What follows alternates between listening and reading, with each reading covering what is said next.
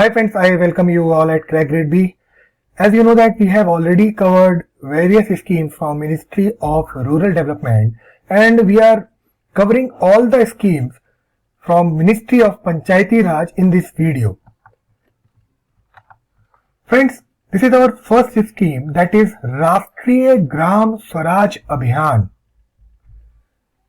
It was launched on 24th of April 2018 and this scheme will be implemented during the period from 1st of April 2018 to 31st of March 2022 for the 4 years.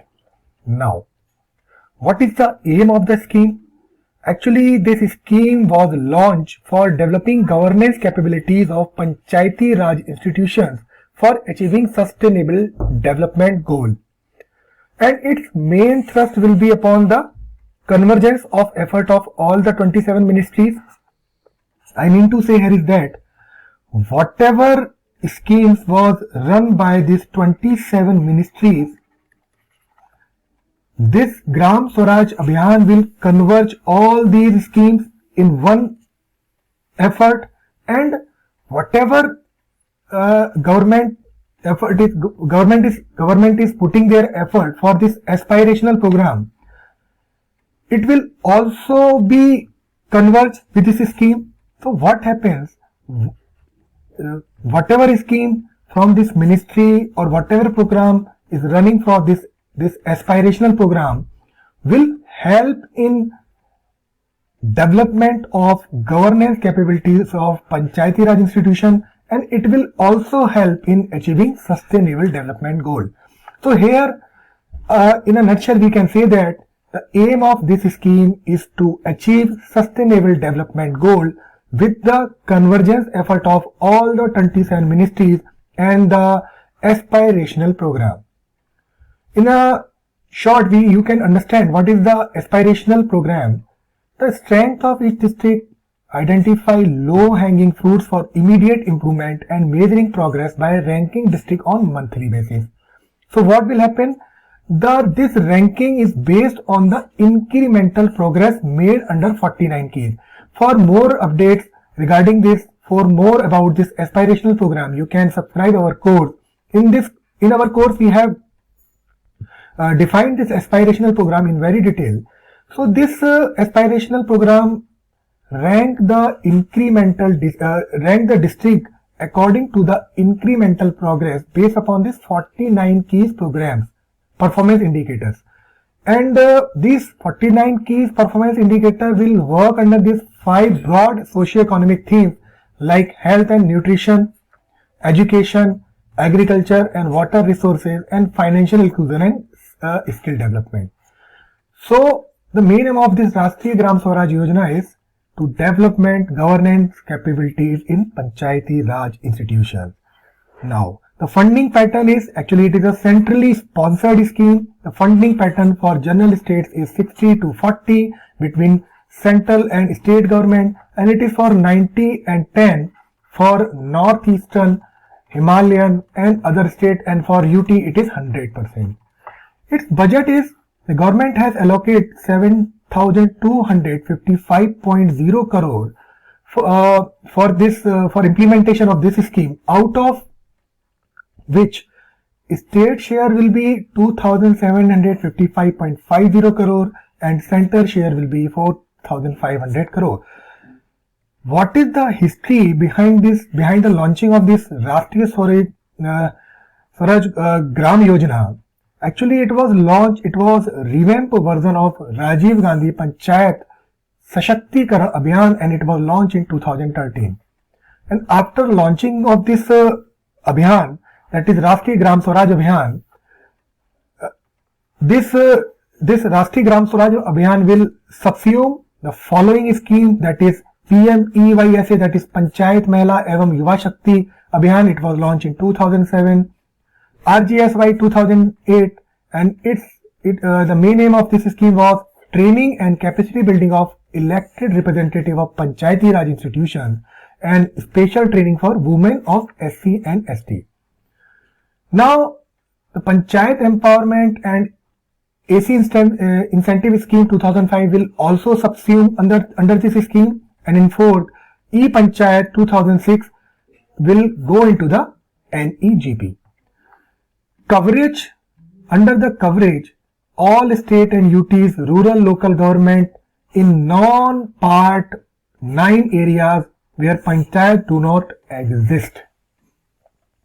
It means they are covering whole area, and the area which is not covered under this part 4 also. In a nutshell, we can say that where panchayat does not exist, this scheme will also be implemented there. So a question is coming into your mind, and what is the meaning of this non-part 9 areas? Friends, this is the non-part 9 area. This is the area where part 9 is not applicable, and it comes under the article 243M of the Constitution, and it is a part 11 of the Constitution. So according to this part act, it will not be applicable. The provision of this part of this Constitution will not be applicable to the scheduled area and tribal area, which is referred under this article 244.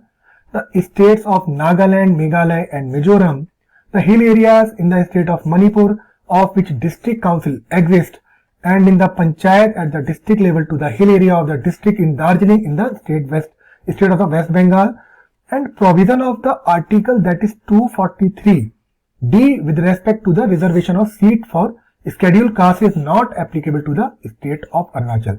So this is the area where this provision of the part 10 will not be applicable, but this Rashtriya Gram Swaraj Abhiyan will also be applicable in the non-part areas of this panchayat, of this act, right?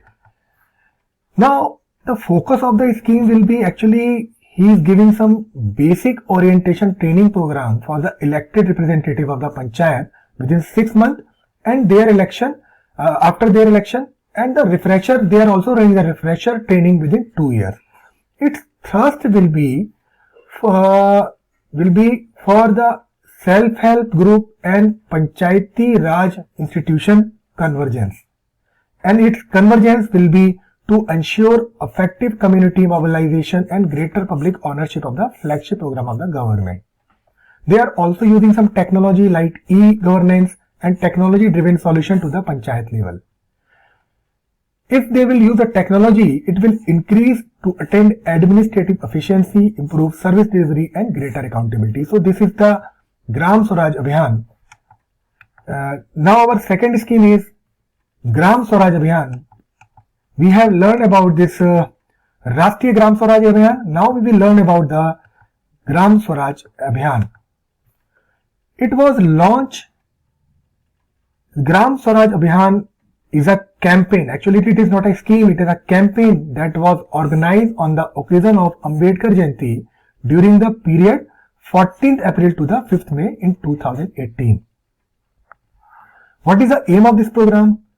Its aim was to promote social harmony, to reach out to the poor household, to obtain feedback on ongoing programs, enroll in new initiative, focus on doubling farmers' income and enhance livelihood opportunities, and re-emphasize national priorities, cleanliness and strengthening of PRIs.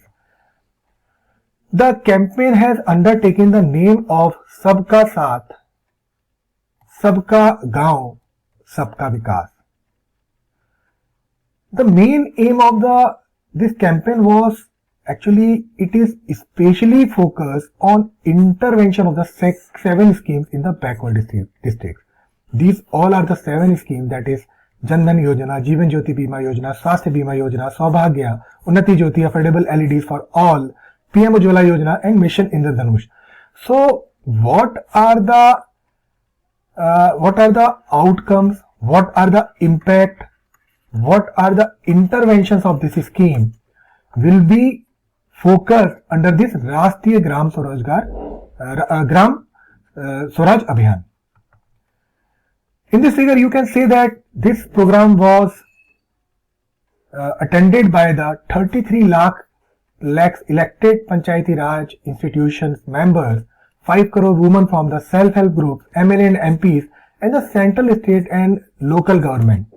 So what they are doing, the main purpose of this exam is to aware the people about the schemes, about their benefits. You can see in this figure.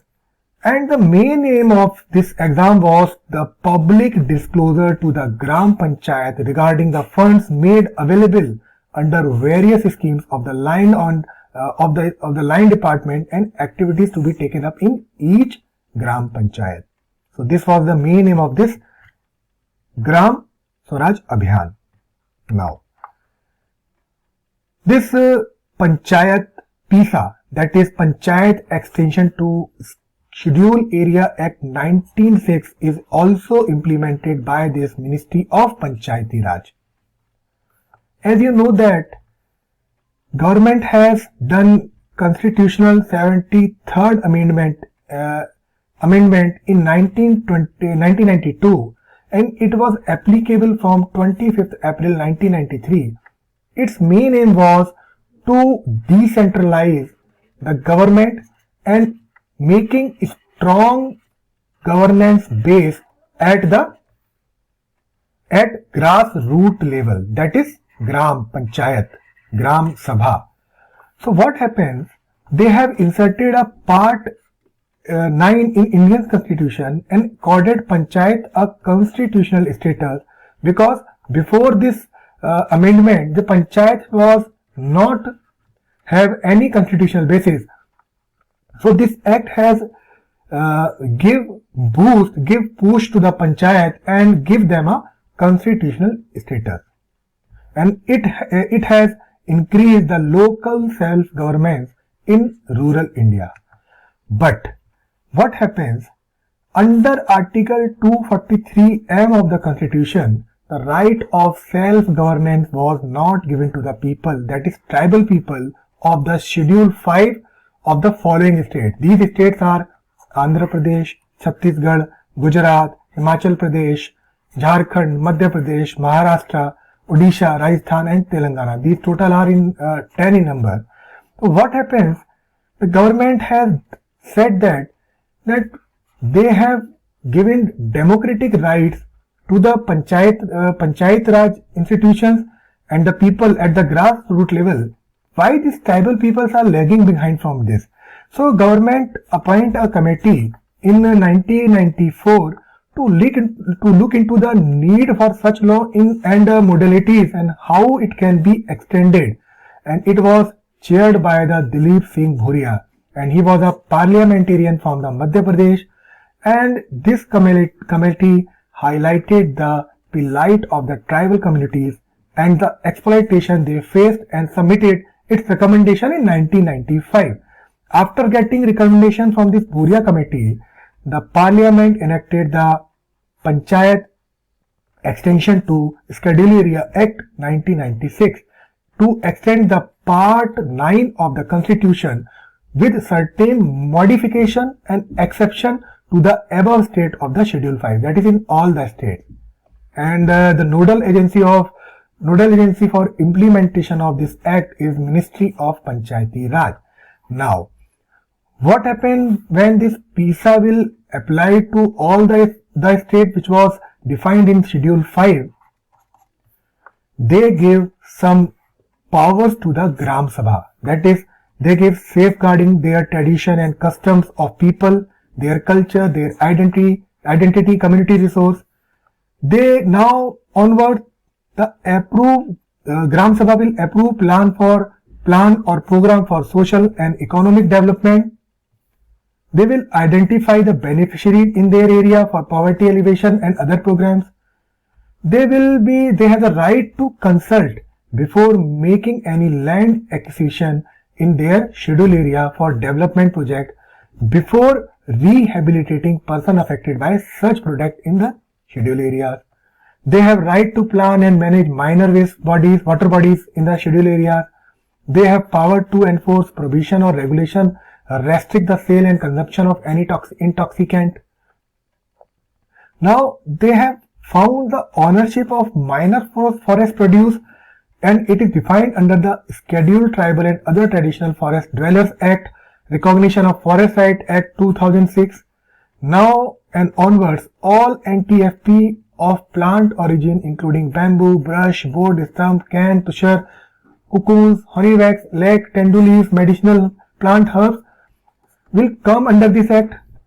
They are also help in prevention of alienation of land in scheduled area and restored any unlawful alienated land of ST, and they have power to exercise control over money lending to the STs. So these are the powers which Gram Sabha enjoyed after implementation of this PISA Act in their area.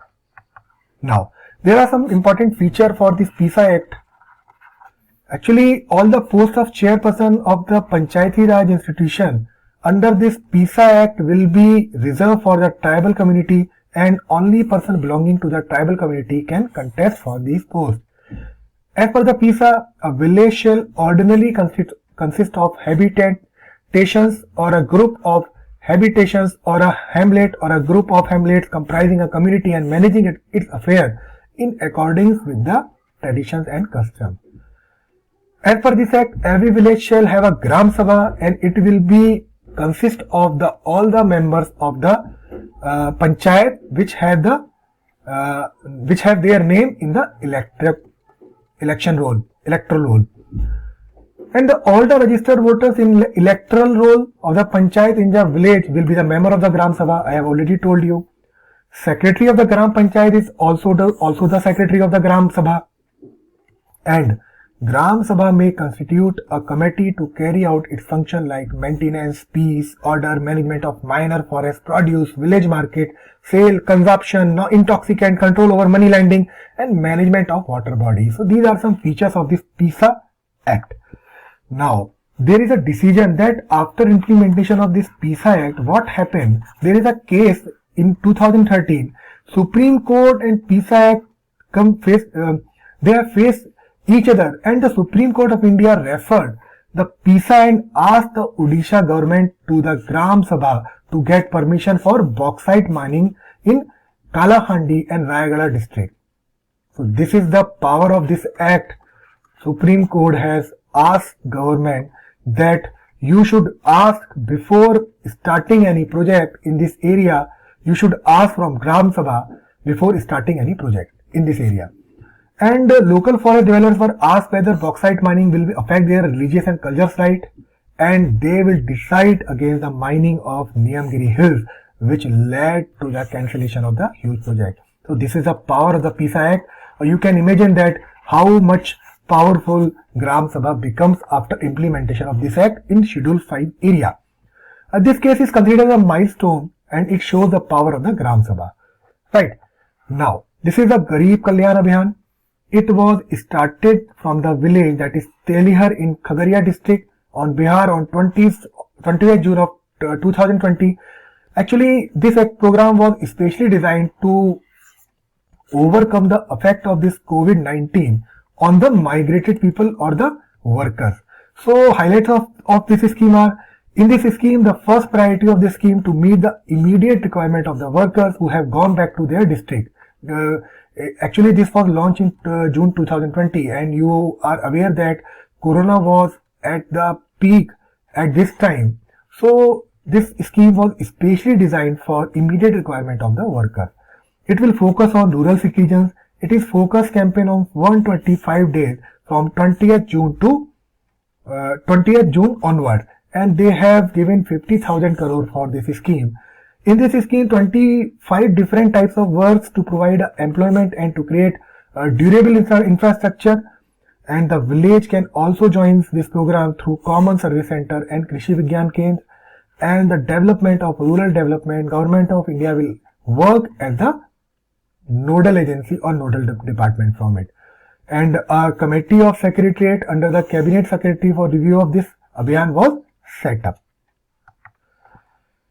In this scheme, there were total 116 districts across 6 states which was benefited under this scheme, and these states were Bihar, Uttar Pradesh, Madhya Pradesh, Rajasthan, Jharkhand and Odisha, where the migrant workers have returned. and districts are estimated to cover about 2/3 of such migrant workers. They have chosen districts including 27 aspirational districts. There were total 12 ministries which coordinate the whole program, and their efforts were coordinated to implement this program. Right. Now, our last scheme for today is Swamitva, that is survey of village and mapping with improvised technology in village area. It was launched on the National Panchayati Raj Day, April 24, 2021 by our Honorable Prime Minister. And it is a collaborative effort of Ministry of Panchayati Raj, State Panchayati Raj Department, State Revenue Department and Survey of India. And outlay for this project is 79.65 crore, and it will be implemented on the pilot phase for the financial year 2020-21. Its nodal agency is the Ministry of Panchayati Raj, and its taglines are Meri Sampatti, Mera Haq. Remember this tagline. And this scheme is to provide the record of right to village household owner in the form of property card and the title deeds. Now, this scheme was launched, but what is the requirement of launching this scheme? Actually, you know that before post-independence, the government survey only limited to the agricultural land. So, it resulted the many village communities remained out of the record across India. So, what happened? The owner failed to claim right to on their properties. What happens? In the absence of legal document, the owner of the properties in the rural area are not able to utilize their own property as a financial asset, and they can also not avail loan from the banks. Therefore, Swamitva was introduced to provide right of property to the household owner backed by the amendment in State Land Revenue Code or Act. So this is a need. Now, what are the objectives? It will enable efficient rural planning by certain accurate land. It will aid people to prepare quality Gram Panchayat development plan, to allot property and carport sourcing bank loans, to reduce the property related dispute. It will determine the property tax in Gram Panchayat, and it will install nationwide network station for mapping and location survey. So these are the objective of this scheme. Now, the coverage of this scheme, you can see in this figure. It was launched on pilot basis from 2020 to 21, and pilot phase was in the state of Andhra Pradesh, Haryana, Karnataka, Madhya Pradesh, Maharashtra, Punjab, Rajasthan, Uttar Pradesh and Uttarakhand, covering 50,000 of village. But after scaling up, it was extended, and it will work between 2021 to 25, and it will full cover nearly 6.26 lakh village in India, and establishment of an extensive course network with 567 course stations. I will talk you about this course station in my upcoming slide. Actually, they are using some technology, and this technology is known as the continuous operation referencing system and survey grade drones to create high resolution map, and resolution of map can be seen of 1:50 with an accuracy of plus minus 5 cm. And this is a technology being used for first time in India. This is a technology, and this is a course which I have told you. Actually, in this course, they are using 500 to 600 drone team have been deployed, and with approximately 2000 manpower. And a public infrastructure of this 567 crores course station, that is continuous operating referencing system, have been created, which will use to replace the chain survey in the several states. This will also have spillover benefits of all the departments in the estimation and checking of public work. They are using a online monitoring system and reporting dashboard, and they have also set monitor the real-time progress of Swamitva implementation. And in last, they are using DigiLocker app for giving property card for the convenience of the beneficiary. So these are the technology being used in this scheme. There are some important features of this scheme. They are using some information, education and communication initiative, like they are using national level IC campaign to mobilize people to participate in the drone survey. And it will also include the running campaign during National Panchayat Raj Day week. They will disseminate of good practices and other national campaigns through various medium including social media. They are also using enhancement of a special program application that is Gram Manchitra, and it is a spatial planning application. Gram Manchitra, it has been implemented by the Ministry of Panchayati Raj for leveraging GIS map technology for the preparation of GDPD. So these are the important features which is used by this scheme.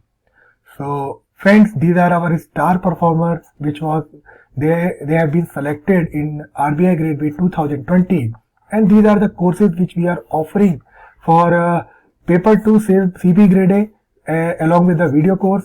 We are giving this course at ₹2499, and we are giving RBI Grade B plus CB Grade A course combo course at ₹3499.